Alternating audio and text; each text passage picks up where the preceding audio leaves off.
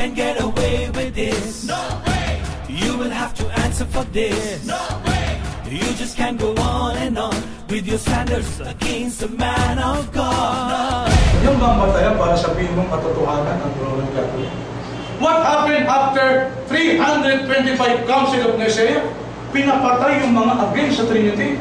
What happened to the followers of Arius? You should read the history, my friend. Between Arius and Athanasius, between the proponents, the inventor of Trinity, Athanasius, Tertullian, at saka mga oneness, Unitarian, noong 325 after Christ.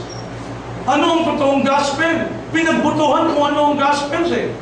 Doon nagsimula yung Bible na meron tayo eh. Sino nag-decide ng Biblia na meron tayo? It was the Church Father. But to the expense of the innocent blood of those who do not believe in Trinity. I challenge you to read the history of Council of Nicaea. Sa Council of Nicaea, nagbutuhan kung ano talaga si Kristo. Sinong naniniwala sa Diyos? Tasan ka ba? Sinong tutol? May tumutol sila Arius. Unfortunately, under siege ang mga oneness nun, ang mga Unitarian, who deny the divinity of Christ. Anong ginawa sa kanila? Pinapatay sila eh. Lahat ng mga may gospel, liban pa doon sa Bible na meron tayo, pinasunog sila ng buhay.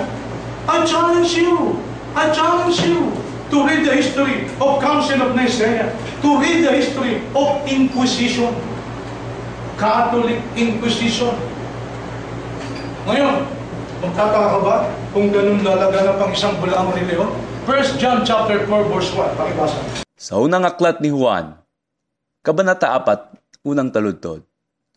Mga minamahal, huwag kayong magsipaniwala sa bawat espiritu, kundi iyong subukin ng mga espiritu kung sila'y sa Diyos, sapagkat maraming nagsilitaw ng mga bulaang propeta sa sanglibutan. Hindi pala magsisilitaw eh. Huwag kang magtaka kung dumami ang reliyon. Si Kibuloy na, dami-dami na nila.